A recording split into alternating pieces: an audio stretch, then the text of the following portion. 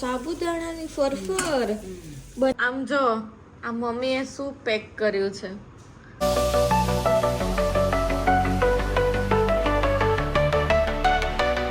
Hello YouTube family, કેમ છો બધા? મજામાં? તો મજામાં જશો. હર હર મહાદેવ, જય શ્રી કૃષ્ણ. સ્વાગત છે તમારું અમારા નવા વ્લોગની અંદર, નવા વિડીયોની અંદર. તો વાગી ગયા છે 11 ને આજનો વ્લોગ હું સ્ટાર્ટ કરું છું, કારણ કે તમને બધાને ખબર જ હશે કે અંકિત ગયો છે ગામડે. તો મેં કીધું ચલો આજે આપણે સ્ટાર્ટ કરીએ વ્લોગનું. અને સવારના ઉઠીને નાહી ધોઈ લીધું છે, બધું અડધું જે કામ હતું એ પતાવી લીધું. ચલો સૌથી પહેલાં તો આપણે જેનીને મળી લઈએ. તો ચલો જેની, બધાને હાઈ કરી દો. હાઈ કરી દો જેનો. આવું હાઈ કરવાનું. પપ્પા હતા તો કેટલી ચલત હાઈ કરતી હતી.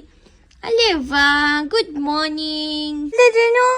બસ આવી જ રીતના હાઈ કરશે. એને મૂડ નથી ને અહીંયા મમ્મી આવી ગઈ છે નાહી ધોઈને રેડી થઈને. Good morning mummy. Good morning. બસ તો હવે શું કામ છે? આપણે રસોઈ કરવાની બાકી છે. હા, રસોઈ બાકી ને ભારતી આવશે ને બધા કામ તો બાકી જ છે. હે ને? તો બોલો હવે. મારે તો આજે આદિ નહીં ભણાવવાનું છે. ચાલુ જ છે. અને જોયું ને તમે, જેની છે ને અંકિતને બહુ મસ્ત રીતના હાઈ કરે. એટલે એને ખબર છે કે હમણાં અંકિત નથી ને, એટલે આવી રીતના જ આપણે તો છે ને હાઈ કરીશું. એટલે બસ હવે બધું કામ પતાવશું થોડું ઘણું. તો ચલો. એ મસ્ત મસ્ત પૂરી બનાવવાનું ચાલુ કરી દીધું છે આવતા હવે. અને આદિની ફરમાઈશ હતી કે નાની મારે પૂરી ખાવી છે. એટલે નાની ભલે ને કેટલી થાકી પાકી હોય ને તો એ પૂરી તો બનાવી જ દેશે. જો એટલે બેઠા બેઠા પૂરી બનાવે છે. હા બોલ. શું?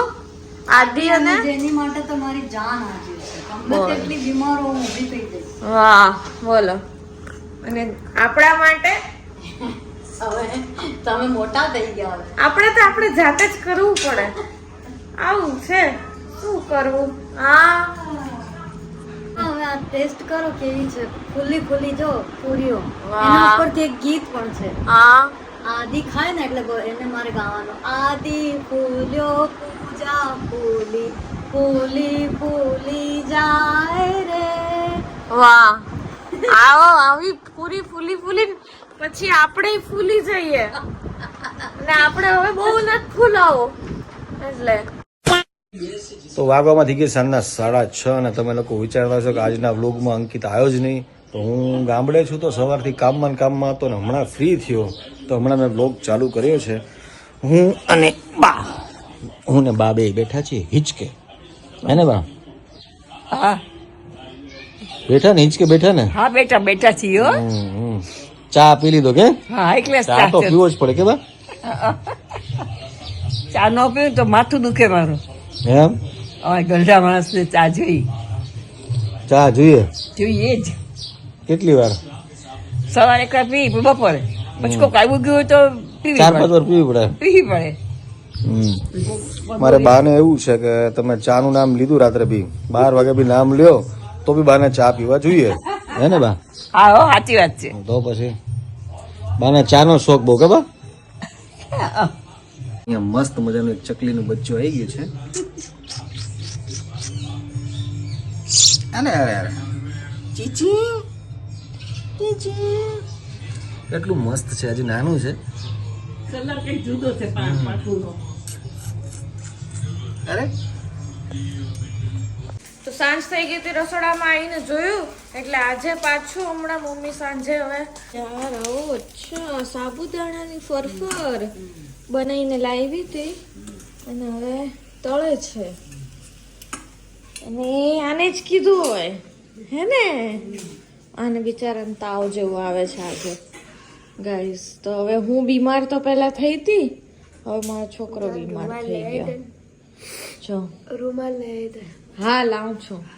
ગાઈસ એને શરદી ઉધરસ થઈ ગઈ છે અને એવામાં તમને ખબર મોઢું ખરાબ થઈ જાય એટલે કે મમ્મી કંઈક બનાવી દે.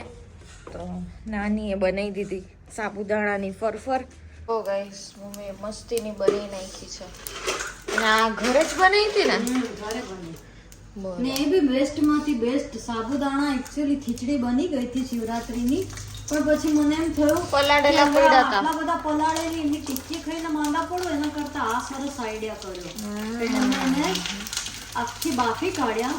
અને જો તમને કોઈને એની મેથડ જોઈતી હોય તો કોમેન્ટ બોક્સમાં લખજો તો હું તમને આપીશ. Okay done. રેસીપી જોઈતી હોય તો મમ્મીને રેસીપી જોઈતી કોમેન્ટમાં લખી દેજો એટલે મારા મમ્મી બનાવી દેશે, બતાવી દેશે. બતાવી દઈશ તમને. Done. કેવી રીતે બહુ ઈઝી છે એકદમ જ. સારું. ચલ ભાઈ મારા માટે તો રહેવા દે. થઈ ગયો આ તો. મસ્ત બની છે ગાઈસ, એકદમ સોફ્ટ.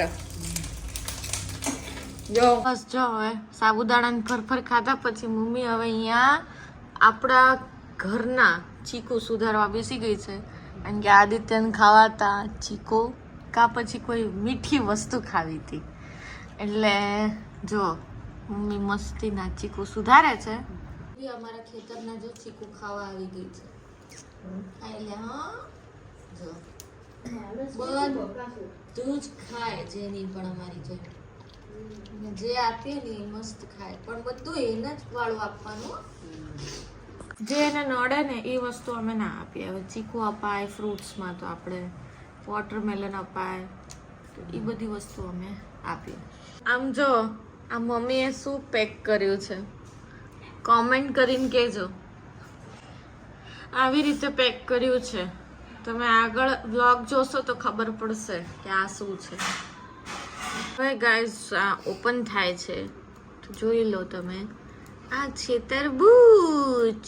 જો વો કાલે અમે લાયા હતા ને અડધું ખવાણું તો મમ્મી આવી રીતે પેક કરીને રાખી દીધું ફ્રીજમાં, જેથી એના ઉપર કોઈ ફ્રીજની બીજી બધી વસ્તુની સ્મેલ ના ચડે. એટલે આ રીતે એને પેક કર્યું. બોલો કેવું કેવું મગજ તો મમ્મીઓ જ ચલાવે હો. કોમેન્ટમાં કહેજો કોની કોની મમ્મી આવું બધું કરતી હોય અજુકતું. તો ચલો આપણે હવે તરબૂચ ખાઈ લઈએ કારણ કે ફ્રૂટ્સ તો ખાવા જ જોઈએ. અને આજે આદિત્ય બીમાર છે એટલે બધા ફ્રૂટ્સ પર જ એને કીધું કે હું આજે ફ્રૂટ્સ જ ખાઈશ.